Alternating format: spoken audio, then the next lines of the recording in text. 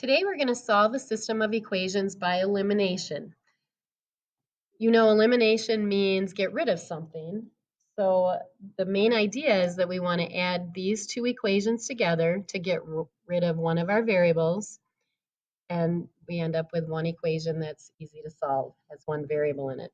So first of all, you want to make sure that both equations are in standard form, which means your x's and y's are on one side of the equal sign, your constant terms are on the other, and you want to make sure that your variables are lined up, your equal signs lined up, and your constant terms are lined up.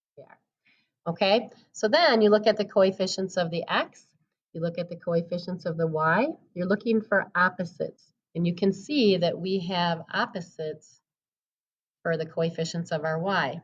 So when you add opposites, you get 0. So we're just going to add these two equations together to get 0. So I add my x's, I get 10x. My y's are 0.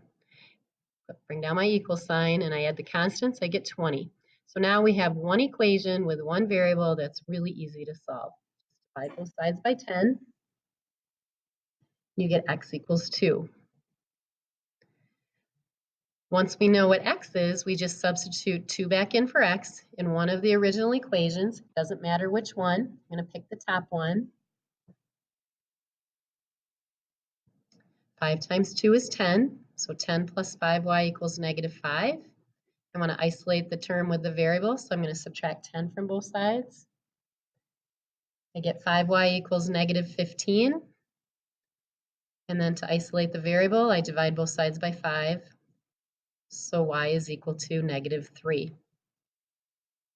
Now I write my solution as an ordered pair, 2, negative 3. And I always want to make sure I check my solution back into both equations to make sure it makes each one true. So I check it in the top, 5 times 2 plus 5 times negative 3 equals negative 5.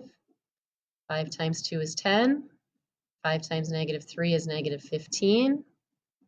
And 10 plus negative 15 is negative 5. So both sides equal, that checks. I'm going to check it in the bottom equation. 5 times 2 minus 5 times negative 3 equals 25. 5 times 2 is 10. 5 times negative 3 is negative 15. I know that 10 minus negative 15 is the same as 10 plus 15, and 10 plus 15 is 25. So it checks. So 2, negative 3 is the solution to that system.